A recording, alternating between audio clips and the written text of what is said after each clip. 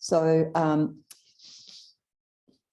given we did an overview of the whole of the Lamrim, the graduated path to enlightenment, you could unpack each and every topic and spend a very long time on it. Like my friend, the very first topic, relating to a spiritual teacher, which is the next topic coming along. He spent 4.5 years on that, and didn't get past that. So seeing we've got a short time together, what I've done is chosen for today a meditation in relation to each of the scopes, each of the small scope, medium scope, and great scope, and we'll see how that goes. And then,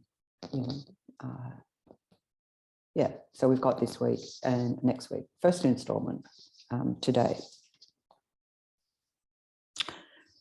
So the first one is on impermanence, and this was the very first teaching of Shakyamuni Buddha and the very last teaching of Shakyamuni Buddha. And when the Buddha was teaching the Four Truths, the Four Noble Truths, Four Truths for the Noble Arya Beings, the very first aspect of the first truth is impermanence. There's a number of different aspects of each of the four truths, so impermanence. So it's pretty important to recognize this. And I think it's a really good way in to analytical meditation, because it's something at least at a very gross manifest level we get. And so that we can it's not too obscure, but we do go down to more and more, trying to get a sense of more and more subtle levels of impermanence. So we'll just see how we go with this meditation. Okay, so sitting comfortably and feel completely supported by the chair, the cushion, the mat, the ground below, the earth element in your body, being well grounded to the earth below and feeling that sense of that support, providing stability, rising up to support your body this time of meditation.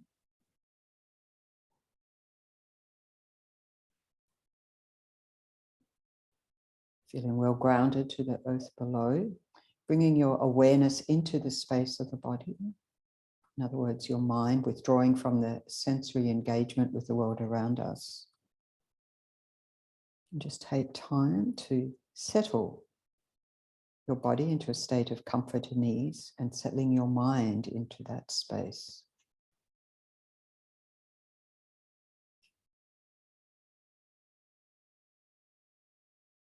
And with the breath out, letting go any tension, tightness, discomfort, or at least dissolving any energy around that.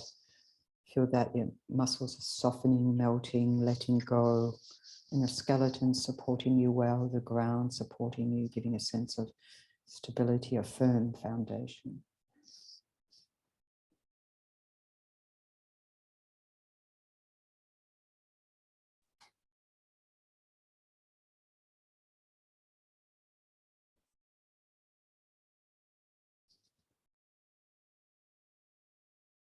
And also with the breath out, releasing, relaxing any chitter-chatter of the mind or the energy around that, even if it doesn't fully dissipate. Getting a sense of bringing a state of space and calm into the space of your mind. Using the breath to facilitate that, having a balance as you breathe out, release, relax, let go, and as you breathe in, slightly tighten your focus on the breath without squeezing your face or any other part of the body. And certainly not squeezing the mind. It's a spacious, relaxed, balanced focus on the breath in and out in its natural rhythm.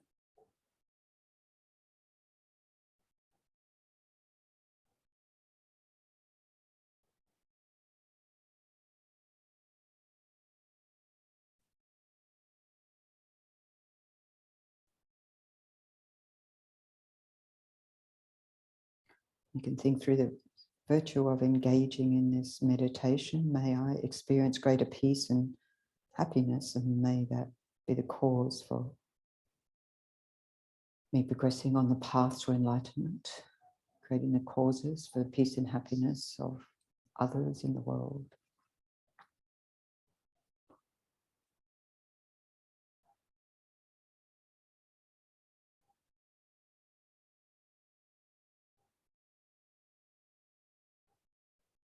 With that Mahayana motivation, turning your attention to your body.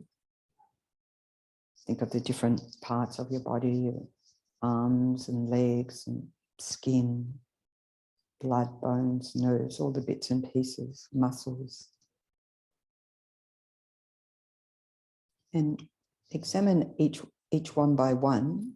You mightn't get to all of them, but probing with your feelings, see the nature of that experience in terms of feeling the substance of the part of the body, the texture, shape, size, whatever you experience in different parts of your body. Some more solid, some more fluid. Some warmer, some cooler. Some we're more aware of, some we're less aware of.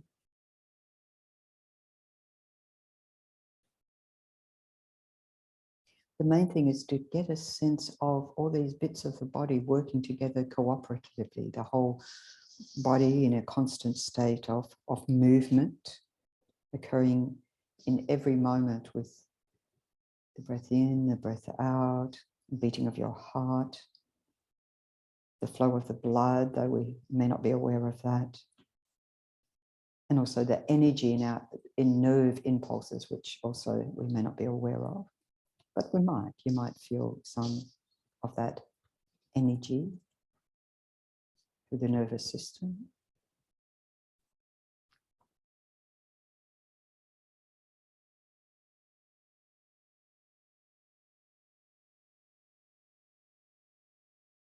Whatever experience of the body rises to your awareness.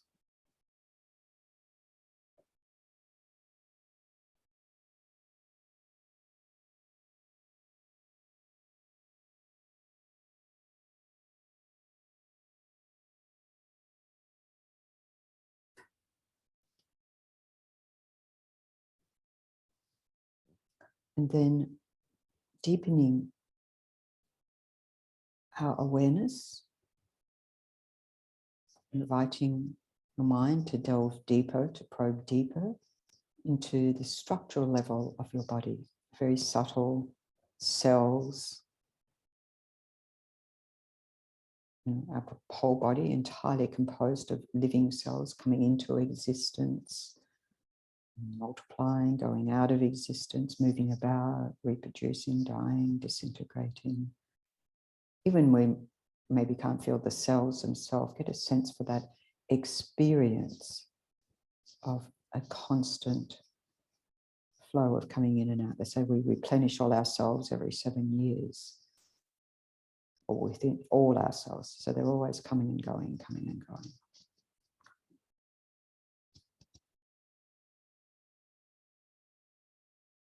And our whole body is made up of these tiny, tiny particles, constantly moving, fluid.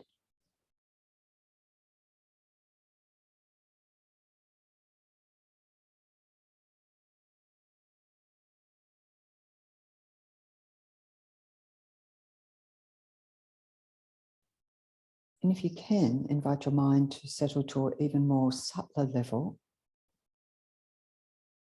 that all these cells or the parts of your body are made up from molecules, atoms, and all the subatomic particles or the bits and pieces, the electrons and neutrons, the protons, the neutrinos, every bit of quarks. I mean, we hear about it scientifically, getting a sense of how subtle these parts and that they're in constant motion.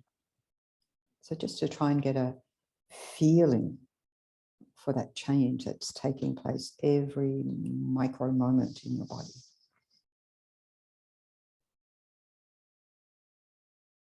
Nothing is as solid and fixed as we might think.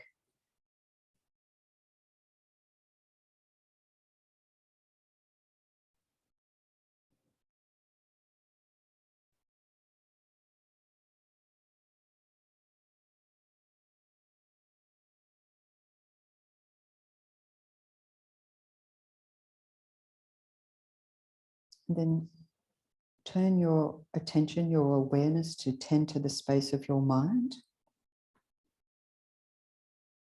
which is as well built up with different parts, thoughts, memories, plans, perceptions, feelings, images, all cascading one after the other ceaselessly. So the thing is here not to get caught up in any of those moments, just to get a sense of that ever continuing flow of mental moments, like someone up high in a building looking out of the window and seeing, or the comings and goings on a busy street, watching cars, pedestrians, this and that passing by. Not in, but from a distance, just observing our thoughts or whatever darting about or meandering, or different rhythms, different frequencies, different experiences of the mind.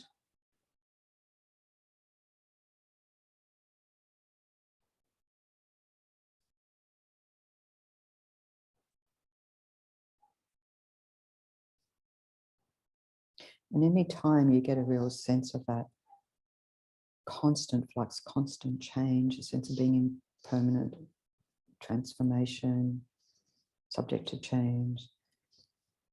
Anytime you get a strong experience of that, rest your mind there. And when that experience fades, you continue on.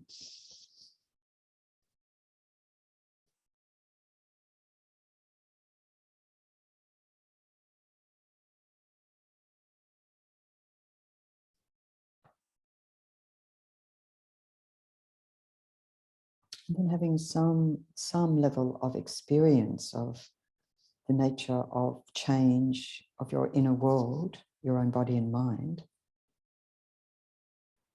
extend your awareness to the world around you.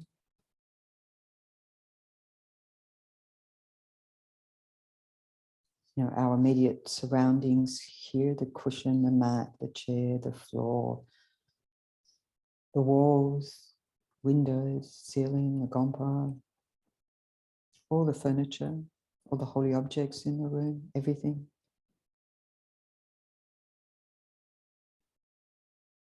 And just consider that each and every one, while they appear unchanging, static, permanent, fixed to our eyes, to our sense perception,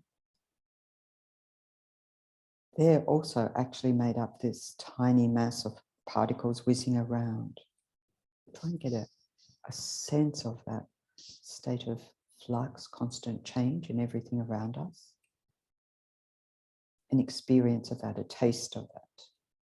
When you have that, hold your mind in that experience, letting it soak into your mind.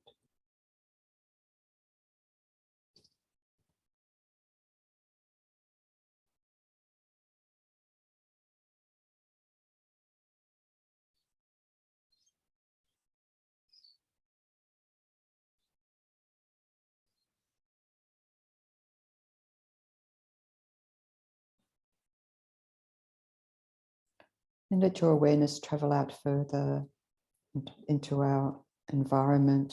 Think of other people, their bodies, their minds, also constantly changing, not staying the same for any moment. Same for animals and birds and insects. Constant transformation at the most subtle level.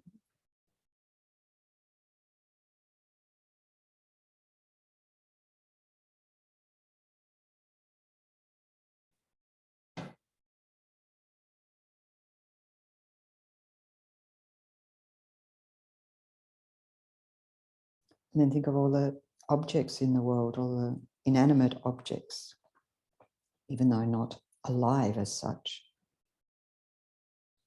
They're everything in the universe: houses, buildings, roads, cars, trees, mountains, oceans, rivers, the earth itself, sun, moon, stars, everything composed of tiny, tiny atoms and subatomic particles, very minute particles, constantly changing, interacting every single millisecond. Again, can concentrate on the experience of everything in constant flow, nothing staying the same without changing, nothing at all.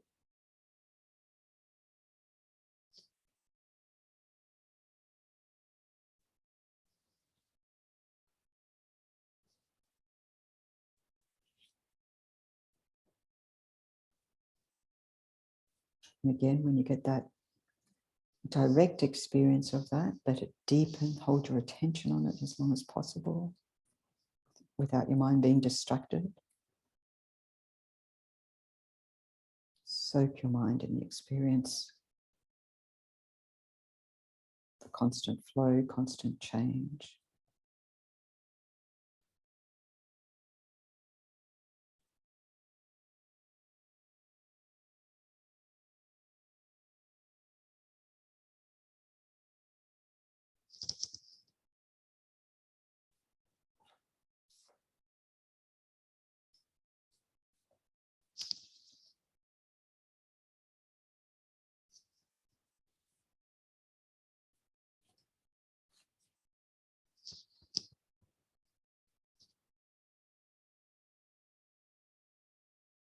Then gathering this meditation to a conclusion, think if everything's changing, there's no point of clinging to things to be permanent, reliable, stable.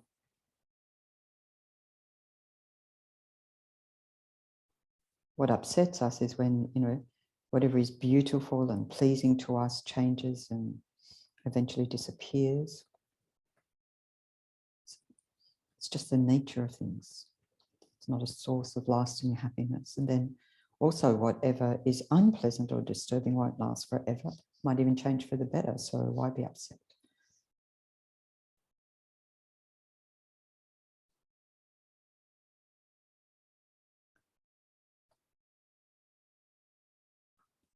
So meditating in this way on impermanence helps us understand not only that change simply happens, always happens, but also that we can bring about change because of that. We have the power to change who we are, what we are, to transform our minds, our lives.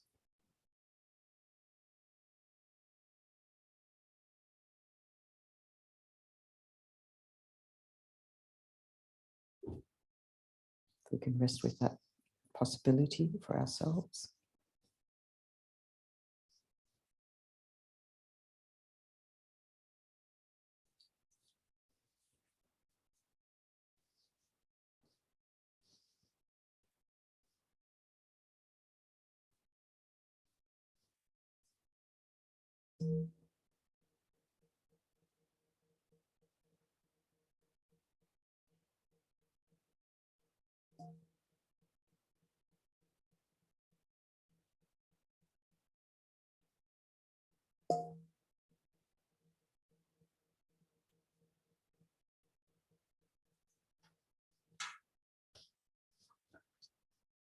Okay, so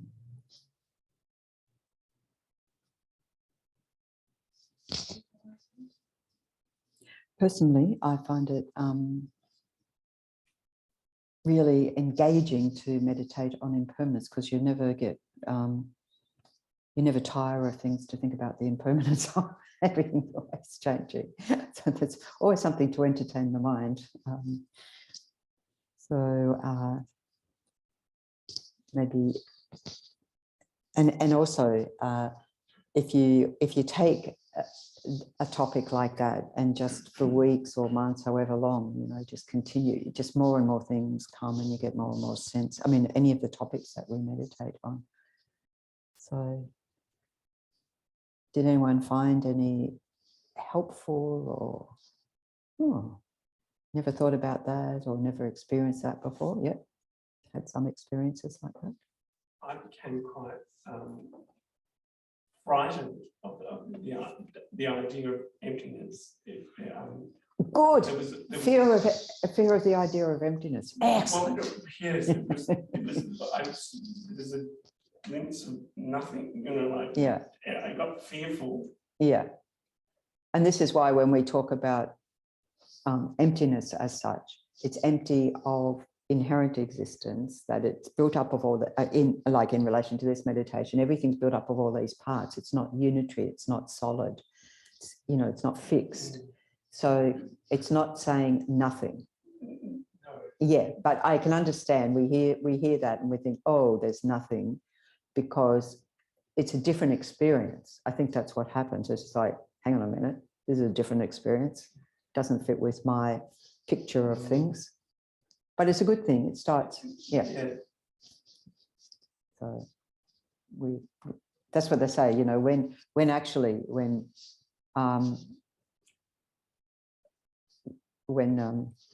great realized being is coming, well, when they're coming to the point of understanding, getting that direct perception of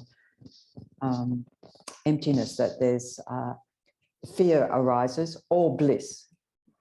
But I say, if you see somebody grabbing at at themselves, it's like, am I here? I think I've disappeared. Yeah, and it might be just itchy, but not necessarily telltale. Anyone else want to know? Yeah, once in the middle of a retreat in Sydney, we were taking a break for lunch in the park. Yeah. And my friend said to me, "Oh, you really do think there is a later? Like, you really do believe there is a later?" And that's very powerful, because I noticed how much I was deferring things, I wasn't present. Right. But yes. in this meditation now, it's probably the first time that I've revisited that experience and realized, oh, but it is also good that I believe that there is a later. Yeah. Because that is why I'm investing in changing things. Yeah, we're investing in changing things for the future, for a later moment. Yeah. And so, yeah. That's the thing. Yeah, the nature of impermanence is that, yes, everything is also always going, but everything is always going. And so there is a lot of power and potential. Yeah, there's also the debate of, so you believe there's a present? Because by the time we're aware of it, it's already gone. So there's all of this. It's just to help us free up our ideas.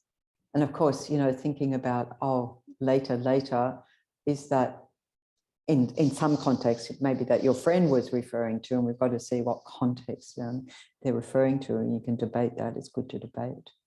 But the sense of procrastination, it's like later, I'll do that. We make these plans for later. And we do need to do that. Otherwise, we're not going to invest the time in transforming our mind. Yes, change is possible, but I have to do something for later. And later I'll see the benefit. That is avoiding something now. Yeah. Yes, Yvonne. Unmute. Thank you. Made me think of the picture of Dorian Gray. Thank God it's changing. Yes. Luckily, it's changing. It's not staying the same. Yeah. Actually, when I was at Vajrayana Institute, there was a favorite photo of both Lama Yeshe and Lama Zopa Rinpoche, and because the photos would change, it's just like it was the old Chenrezig Gompa at Kopan, so I'm not sure, one of His Holiness, it's one of the classic ones of His Holiness, not this one. And it's like, okay, how does the photo look today? Because people say, the photo changes, and of course it's our perception that's changing. And so that's a really good example. And so I know I'd look at Lama Yeshe and say, okay, are you happy or unhappy with me today? Is that a frown or is that a smile? It was that sort of enigmatic type photo for me, anyway. So, interesting. Okay, so yeah, it's a lot of food for thought, and not just thought, but our experience too, and then to just take that throughout our day, just thinking of impermanence and of things as we go about our business, including, you know, the difficulties we're having or so forth, especially those that we don't want them to hang around. Thank you very much. Of course, it's always, yes, I know you're impermanent. Could you go now? I'm not talking about people dying. I'm not talking about anything gross like that, but pains and aches and all sorts of things. Yeah. Yeah. All righty. Anything else? Okay. So the next one is continuing on in relation to the Four Truths.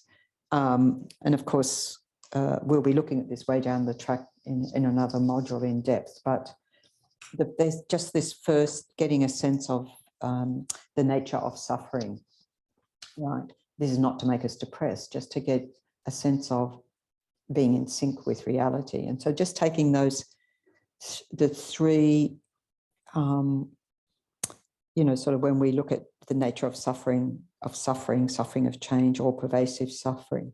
So I'll guide you through this meditation. We won't do all of them, you can see that, but we'll at least do the first one in this meditation and see how we go this week and then next week. And it sort of builds on the awareness of impermanence, you know, that awareness of impermanence, I guess, is a step towards eliminating suffering. That's what we want.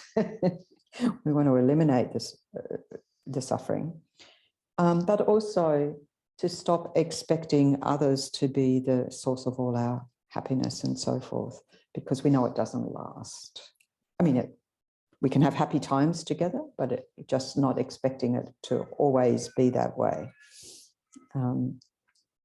Yeah, so by contemplating this, it's not like, you know, when, you know, my non-Buddhist friends say, oh, you Buddhists are such a depressive, like you're always talking about suffering and death. We're just talking about reality. But, you know, most of the time we don't want to go there. We go, oh, great, meditating on suffering. Thanks very much, you know. So, but it is the basis then of generating a mind of renunciation for not wanting to continue to go through lifetime after lifetime, all the sufferings we go through. So that's a few of the points, reasons behind this. So again, setting yourself a comfortable posture, or, you know, change your posture.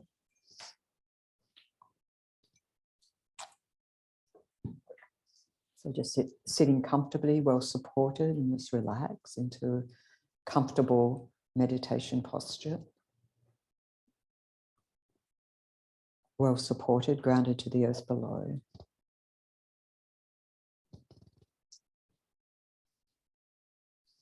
And your spine relaxed so the muscles can soften around your spine. Bringing your awareness into the space of the body.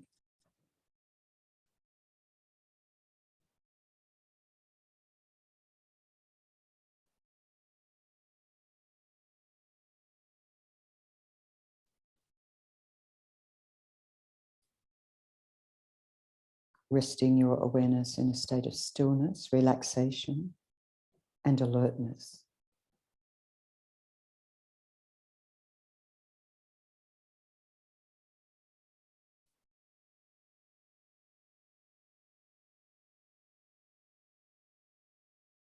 So we can think that we're engaging in this meditation on the nature of suffering in order to be able to free ourselves from our difficulties and problems, pains and unhappiness.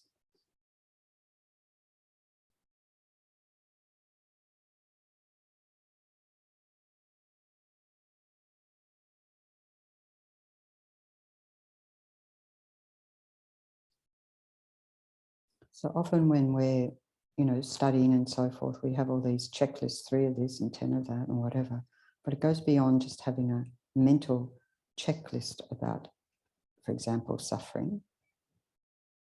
It's to get a taste of these sufferings, not to make ourselves have suffering that we don't have, but to reduce that fear around it. You know, we can think the suffering of suffering, which is the most obvious level, that having this body, we suffer. Being born in this world, we suffer, and so forth. The same, all their animals, all beings get that.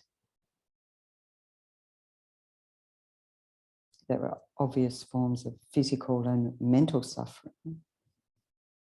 And we can think of places like Ukraine, the sort of intense suffering of war or of natural disasters like in India at the moment, and even the eastern states flooding again. You know, maybe violent crime, abuse, poverty, injustice, or, you know, injury, illness. We get this.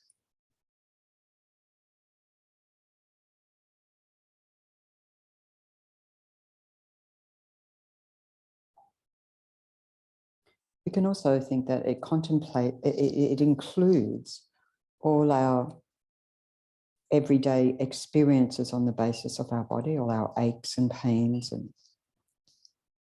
you know, probably at the moment more suffering of cold than of heat. And maybe from time to time we have an experience of hunger and thirst, or bad eyesight, or earaches, cuts, burns, fatigue, pain in our muscles, muscle fatigue. So it's endless list. Just think of any of those experiences on the basis of the body and think how we're sort of constant, rarely without one or other of different forms of suffering, just on the basis of the body.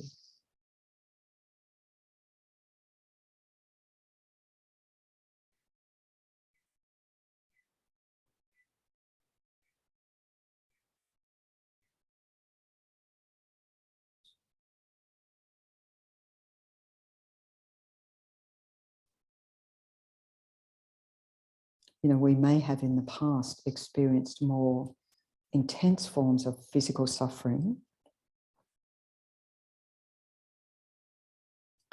So as you recall them, not to re-experience the actual intense suffering, but to see it's possible. Or just ask, is it possible they could happen again? I could have that experience again.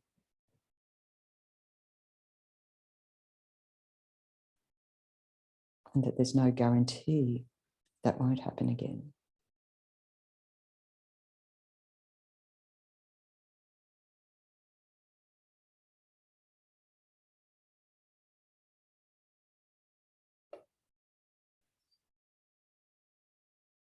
You can think of the physical suffering when you get old, when you're 80s or 90s, or 100s, and your body's all weak and it's degenerated, it doesn't work properly or wrinkled up. We know this because we see others who have that experience.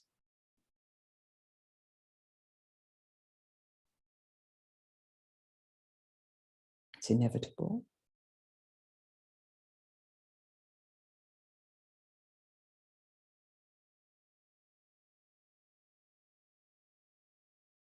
And then think of all the different ways you could die and the suffering of the body then. And think of all the different ways that we hear in the news headlines that people have died, young or old,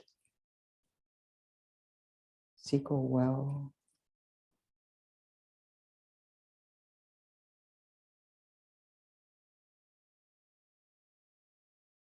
And death itself is a time of usually great fear of the unknown, suffering anyway.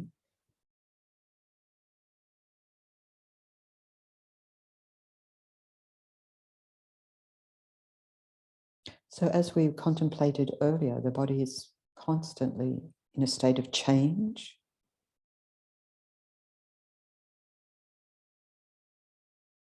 So we are aging, we experience pain, we eventually die. So there's no point to be really cling to this body as me.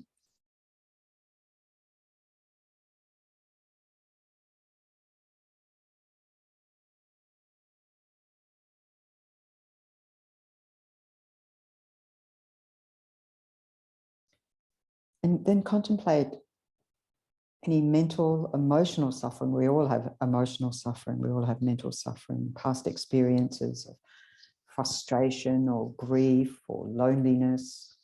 Look what happened during the lockdown, for many parts of the world. So many different intense mental sufferings of people. Or maybe fear, anxiety, confusion, jealousy. So just go over your life and see, were there times when you weren't experiencing at least some of these emotions?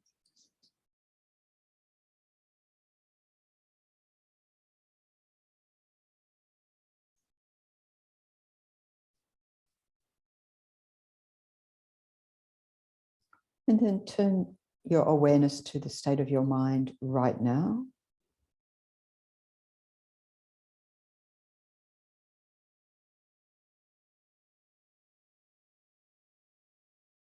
Or maybe feeling sluggish or distracted or any emotions or mental engagements.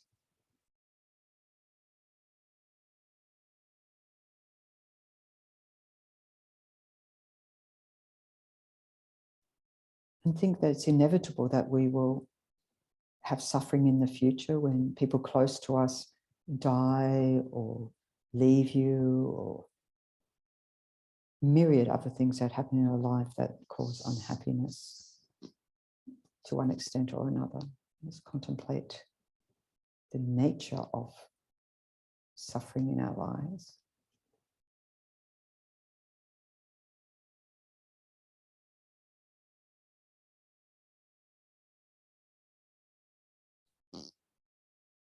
And we can expand our awareness out to others, every single living being, just because they have a body subject to aging and death. They have a confused mind. They have a mental or physical pains just like us, from whatever slightest discomfort to the most intense suffering.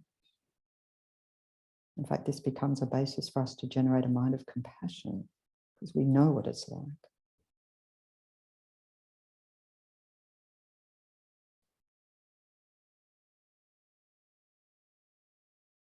You can think about your friends, your relatives, those people you are near to, that you know about their sufferings, whether they're sick or old or depressed, anxious, fearful, lonely.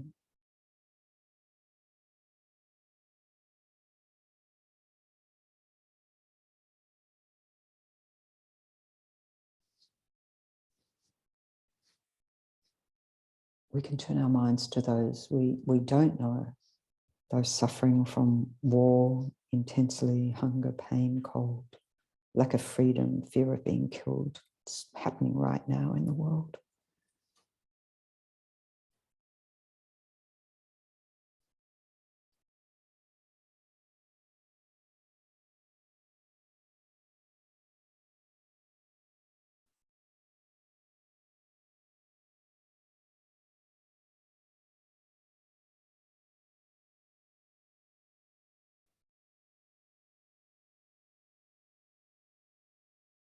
It's the same with the animals. We share this world with all the other creatures. You can think about their daily suffering of hunger and pain, of cold, lack of freedom, fear of being killed, confusion, uncertainty.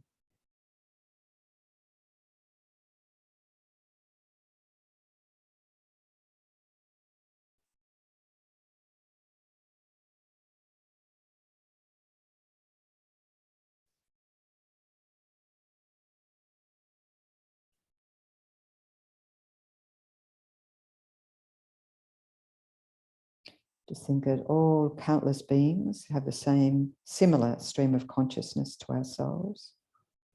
We all react with joy to kindness and beauty.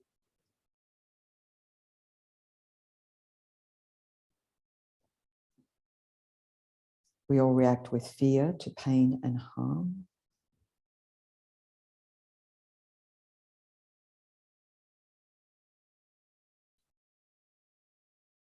we all get angry at whatever threatens the peace of ourselves and our dear ones.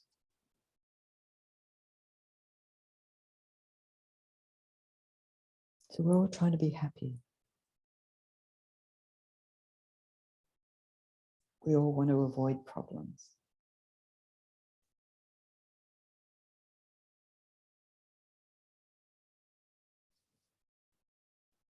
And so in a weird way, looking carefully at our life, lifetime to lifetime even, we can see that suffering is just par for the course. We can think about our good experiences and realize they too don't last. Is there anything completely unchangeable, any lasting happiness in your life or anyone else's?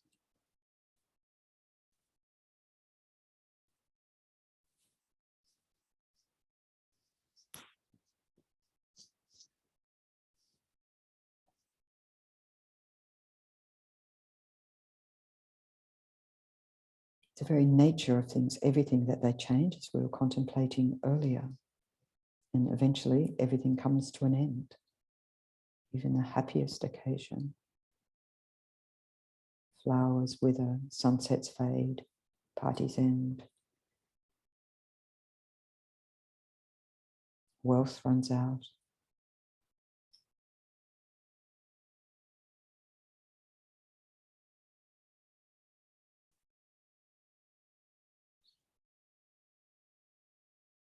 So draw any conclusions that you have from any, draw to conclusions from any insights you have during the meditation. And think that this is not to depress us, but having an awareness, more realistic awareness of the nature of suffering gives us the energy we need to understand more and more the nature of reality, just as it is.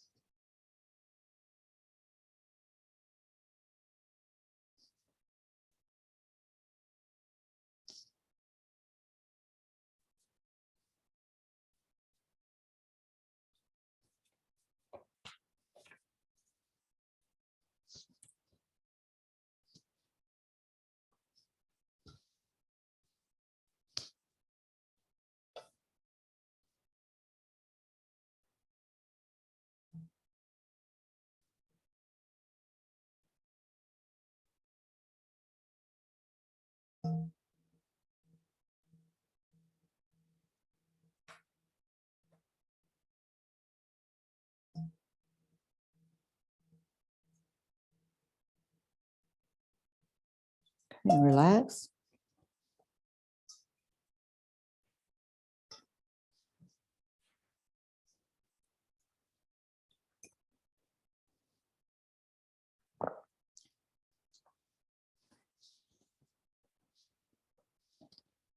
I might have mentioned before, when my mother did a whole sort of family history and did our family shield, she presented us all with our family shield and the family motto, learn to suffer.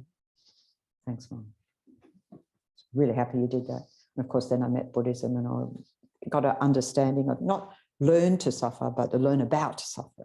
It's a slightly different translation. Just to be realistic in life so that, you know, we tend to have this response as if suffering's not going to happen, or it's just is part of life, you know. Mm. Can you see how it's helpful to meditate on suffering? Or not really? No. Yeah. Yeah. From religious, from the Catholic teaching, Yes. it's like you embrace suffering, you know, to bear suffering, because it's a way to liberate yourself, which the same. Liberate yourself, yeah. yeah. But there was much more dwelling on suffering. Yes. So, or Jesus Christ was nailed to the cross. I mean, if that's not to take on the suffering of the world. I mean, a great compassionate motivation, but still the world suffering. But you know, still, yeah. So I think I resonate with that, and maybe it's because of my Catholic upbringing. I don't have a hair shirt or anything like that. I never thought that was a good idea. Why create any more than is already there? But to just be able to, you know, we all feel the cold, say, at the moment. Just to be able to tolerate, okay, you can tolerate a certain amount of cold, or you can tolerate a certain amount of whatever. I'm always reminded of Venerable Antonio Sata. He did teach here for some months, many years ago. And he would run the Vipassana retreats, and you'd have a session of 20 minutes and then a 2-minute break, 20 minutes, and then you have a big break. I think it was something like that. He had his structure. But the 2 minutes in between, you weren't allowed to move. So you'd hear the gong go, what do you want to do immediately? Oh, good. Even though I say, no, don't move straight away. But it is it's a good lesson to, okay, can I sit with the pain, discomfort? Not really, I'm gritting my teeth. So that's one approach. And he said, and then you'd say, like, in the break time, for us not to get distracted, don't go and, because we had frequent breaks. And he said, don't, every time you have a break, go and have a cup of tea. He said, I gave up on that in England because they all just have cups of tea all the time. He's Italian, maybe the coffee. But just see, you know, not to be, what do we say, masochistic, but just to say, it's okay. I can handle, I don't have to at every time I feel the slightest discomfort move and make myself more comfortable and so forth. So, it's worth a try. Natalie. In this last week or so, work, it wasn't a physical discomfort, mental discomfort. Right. About, I was worrying about a particular meeting. Yes. Coming up later. And I, at the time, I thought, oh yes, okay, this is what's concerning me.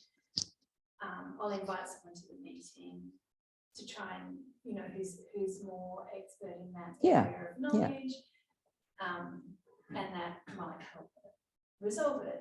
But the meeting was a disaster, and I was so uncomfortable. It was two people just not communicating. It was you're at loggerheads with each other.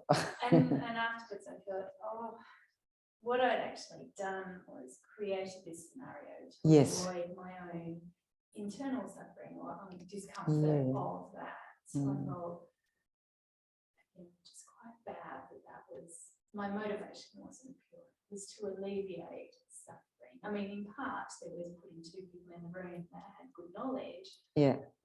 But when I looked at it, I thought, well, I've just got to learn to be okay with that, or be be okay. Okay, that means might be a bit tricky. I've just got to write it out. So but also it's great because I think workplaces are a really great place to learn all this stuff and put it into practice and see just how spiritually progressed we are or not, and that these people who rub us up the wrong way, as Tenzin Palmo says, they're like sandpaper. In the process, we get smooth.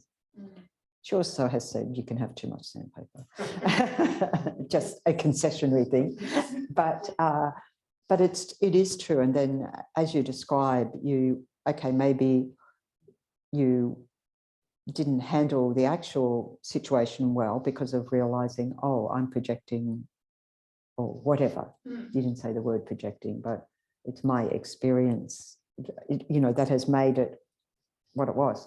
But you've reflected on that. And so that's a learning that we then say, okay, better strategy next time.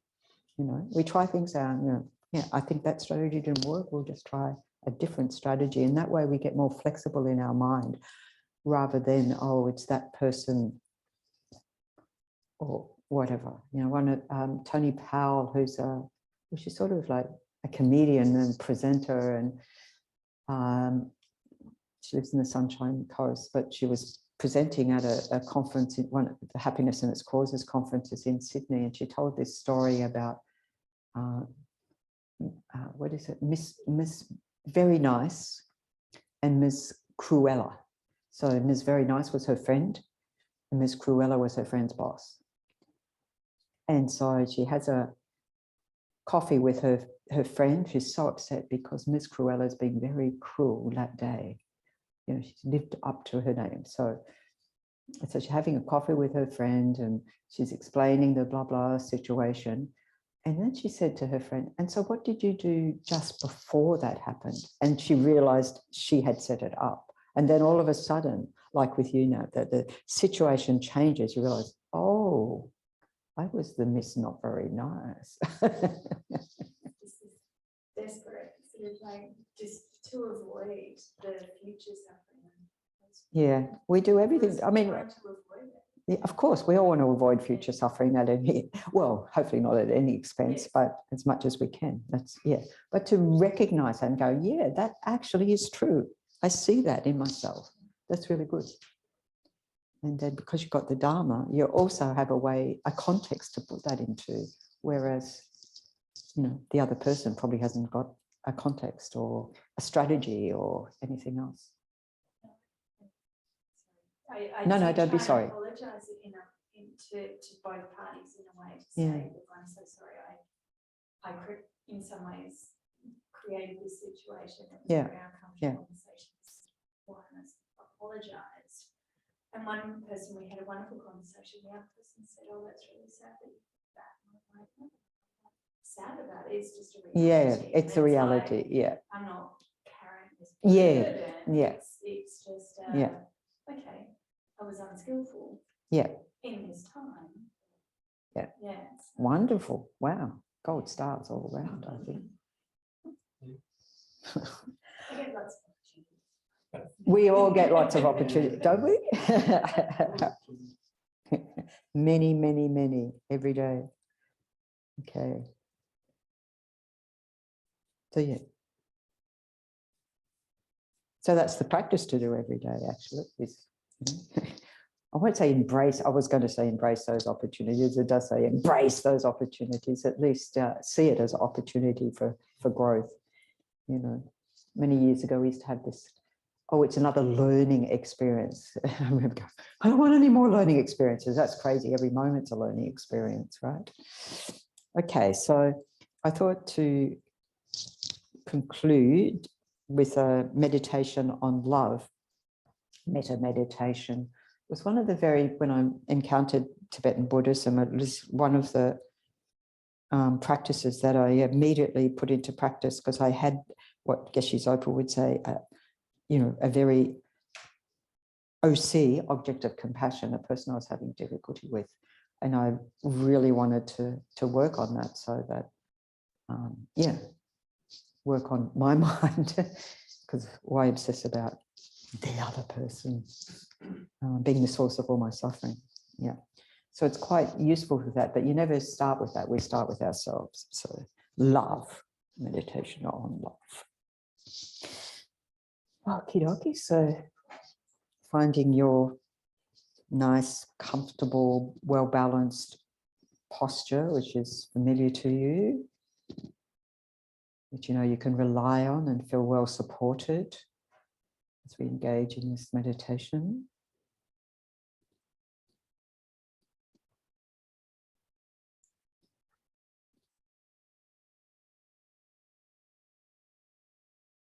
Setting your mind into space of the body and letting the thoughts and whatever distractions just dissolve into that space of the mind.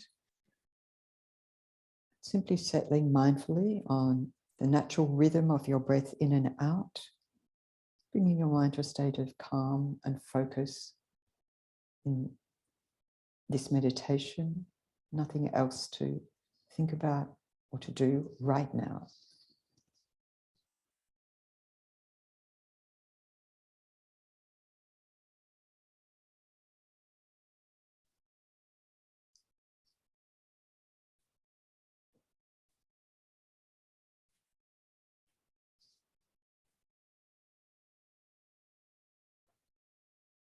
We can think the purpose of this meditation to cultivate and generate loving energy in your own mind. and to send it out to others, to the world, starting with ourselves. So other meditations, we're meditating on some other topic or object. But when we're meditating on love, it's imbuing, infusing that quality to transform the mind into that experience, loving kindness.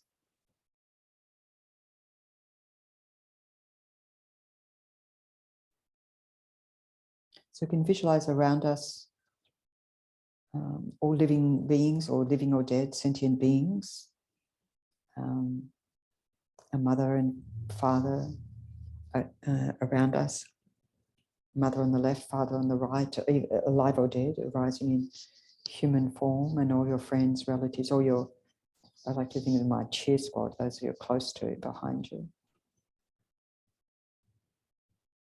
And if in front, you might have someone that you have difficulty with, someone who's hurt you or you dislike. And then around and everywhere, or as far as you can visualize, all other universal living beings arising in human form. And feel they're all here, sitting quietly, just like you.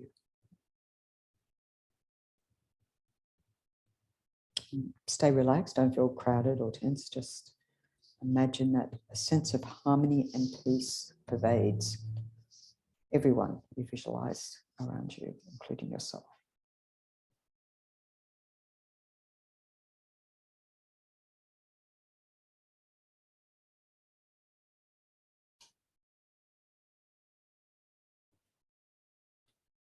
So think how wonderful it would be if you could love all these beings, even the ones we're not familiar with, even the ones we have difficulty with. We all want to be happy and not suffer. They're all trying to make the best of their lives, just like we are.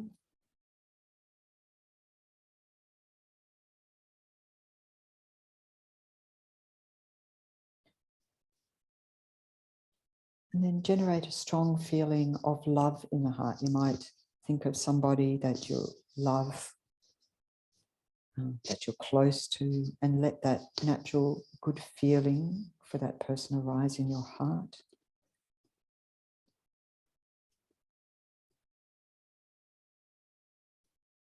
You might like to visualize that love as a sort of warm, bright light, a soft glow, some not physical something, but a pure, positive energy glowing in your heart.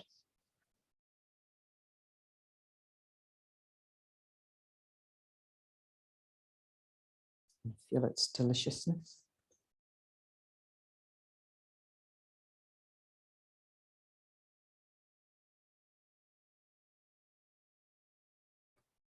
So we start with ourselves. Loving kindness towards ourselves means accepting ourselves just as we are, just as a Buddha accepts us just as we are. Why not? Yes, we have faults, we have shortcomings. We also have the potential to free ourselves from all our problems.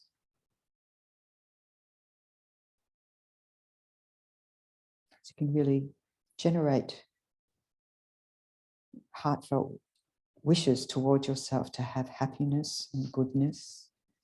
And imagine this warm energy in your heart expands and completely fills your body and mind.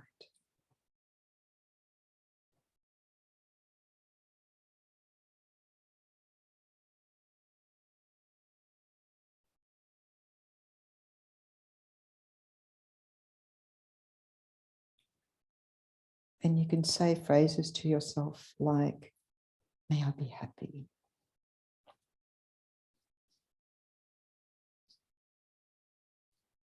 May I be healthy.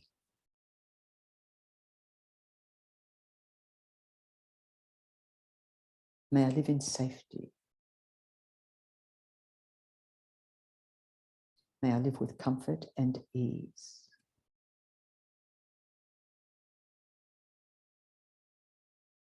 You can continue that, gradually allowing these thoughts and feelings to become more and more genuine, more and more soaking into your heart, into your mind.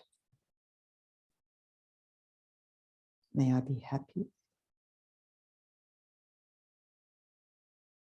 May I be healthy.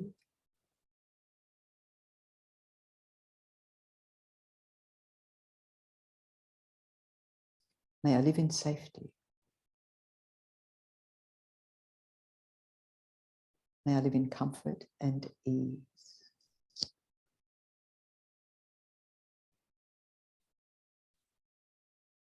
Continue to feel that warm glow from your heart radiating out, infusing your whole body and mind with power of love, love and kindness, unconditionally, non-judgmentally.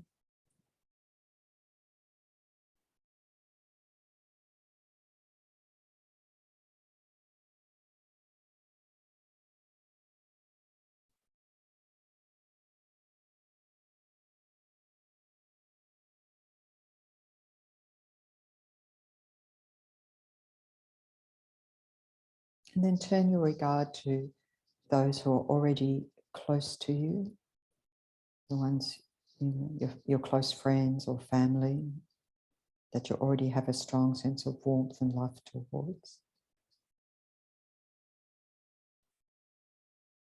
And similarly, you can repeat some well-wishing phrases towards them.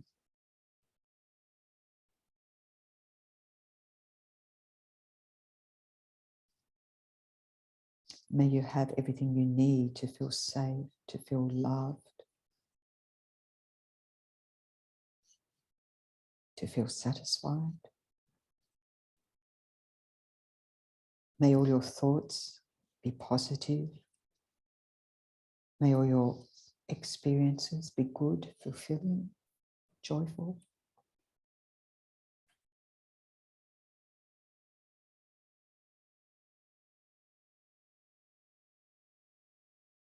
May all your lives be loving, peaceful, long. And imagine that warmth and luminous energy radiating from your heart, touching them, filling their bodies, filling their minds, soaking them with this happiness that they wish for, with that heart connection of love, loving kindness welling up in them.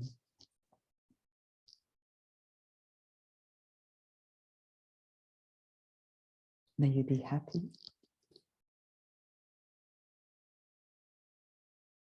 May what you have, what you need to feel happy, safe, loved, satisfied.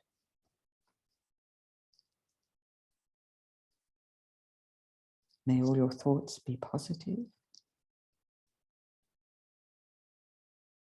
May all your experiences be good, be joyful.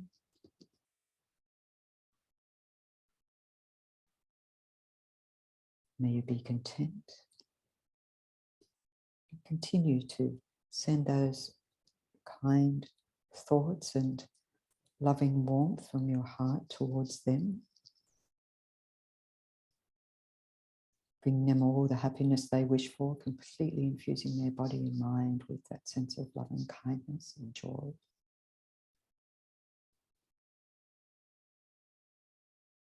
It's your gift to them.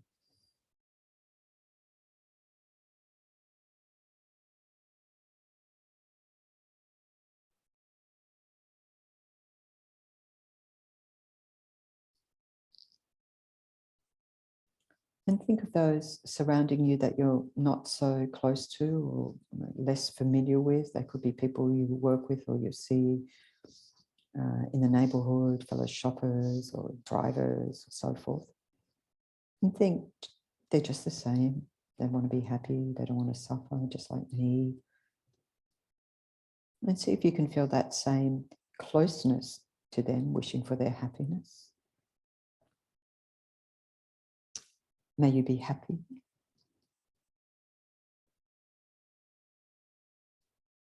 May you have all you need to feel happy, to feel safe, to feel loved, to be satisfied.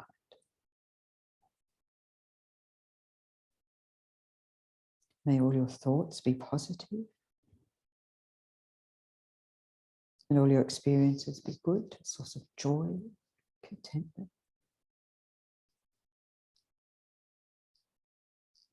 May you be free of any problems of sickness, sadness. May your lives be long and peaceful.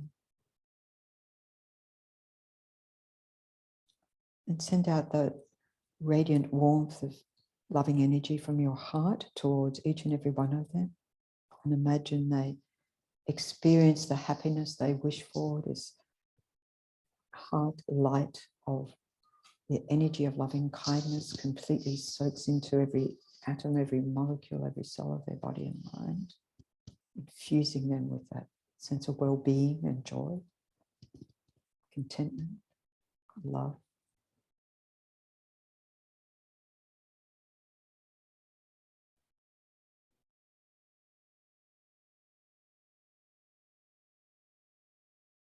And lastly, turn your attention to the one or ones in front that you have difficulty with.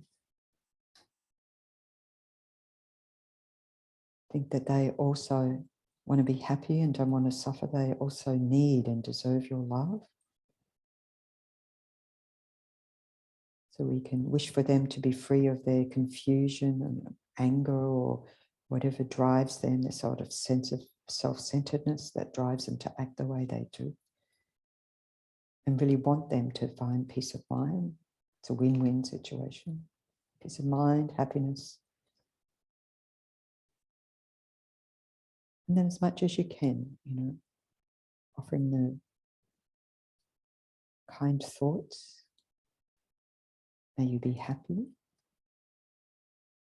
May you have what you need to feel happy, to feel safe, to feel loved, to be satisfied. May all your thoughts be positive and all your experiences good, a source of joy and happiness. May you be free from problems, sickness, sadness, confusion. May your lives be long and peaceful. And as much as you can, visualize sending out that radiant energy of love flowing from your heart towards them, transforming their body and mind. And they experience the happiness they wish for. They experience peace of mind. They experience a sense of contentment, no wish to do harm.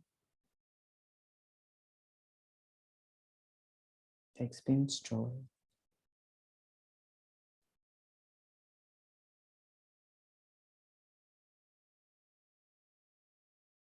And we can continue to send all this positive energy and warm feelings out to absolutely everybody or the other beings you visualized around you. This loving kindness, this warmth, genuinely offered from our heart, is an endless spring of good energy, doesn't run out. You completely open your heart and imagine your love flowing out to each and every being in every direction. All those who are lonely, sick, hungry, in war, confused, oppressed, frightened. And with the powerful energy of love, of loving kindness streaming into their body and minds, their suffering completely disappears. Their minds become peaceful, clear, full of pure happiness.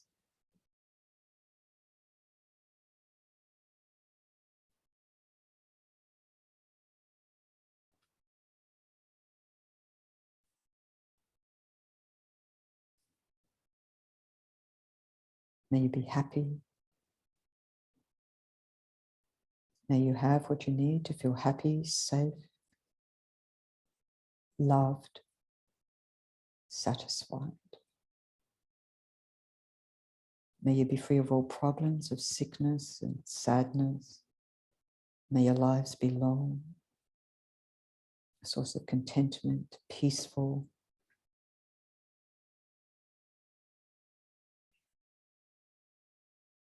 So now, having radiated all this loving kindness towards each and every sentient being that you visualized around you, and feel that same loving warmth of kindness and well-being flowing back into you from each and every one, our heart connection of love, of kindness, of tolerance, of peace.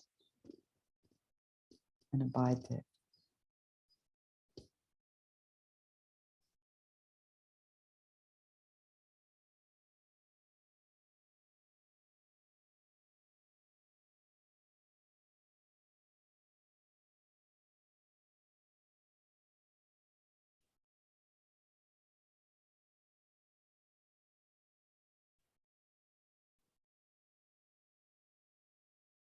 You can dedicate all the positive energy of this meditation to all beings, which includes ourselves, that we all find the happiness we seek.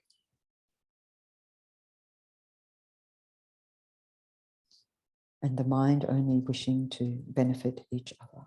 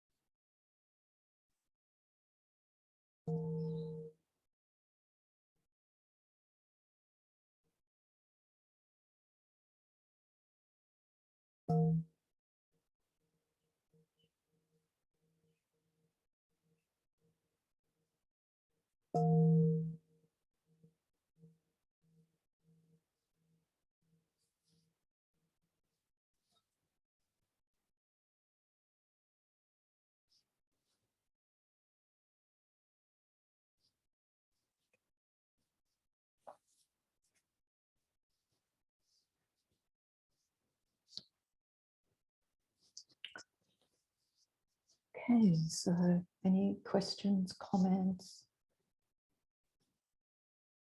experience to share? Spread the love. This works for our mind. So we've covered the whole 3 scopes just like that. Well, a taster, there's more to come. So we'll have further meditations and discussion and so forth next week, including if there's anybody who wants to do a completion card for this module, which means having done the meditations, the reading, the classes and so forth. Oh, and an assignment. Well, answer some questions, but we can look at those questions next week. Also next Sunday, we have a refuge ceremony in the afternoon. So the idea was to have it, during the Discovering Buddhism Day, so that people stick around and have a little celebration from the center side. So I hope you're able to do that. That's it. And as I mentioned, His Holiness Dalai Lama's birthday celebrations on the Saturday, and winter retreat Saturday morning. So lots of choices.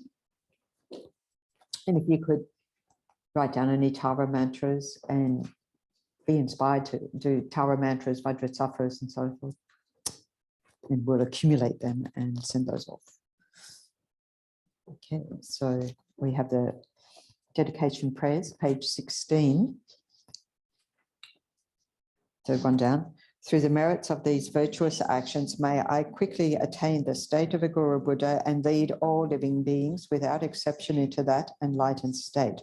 May the precious body mind not yet born arise and grow. May that born have no decline, but increase forevermore. And page 19, Long Life Prayers. The wish-granting, wish-fulfilling jewel, source of every single benefit and happiness in this world, to the incomparably kind Tenzin Gyatso I beseech, may all your holy wishes be spontaneously fulfilled. Page 22. You who uphold the subduous moral way, who serves as a bountiful bearer of all, sustaining, preserving, and spreading Manjana's victorious doctrine, who masterfully accomplishes magnificent prayers honoring the three jewels, Saviour of myself and others, your disciples, please, please live long. Lord of Dharma, in accordance with the various dispositions of make us clear in the light of your well-spoken, wise, sacred, and traditions of Buddhist teachings, your foremost and holy Lama, to you for us spring. Oh, please, please live on.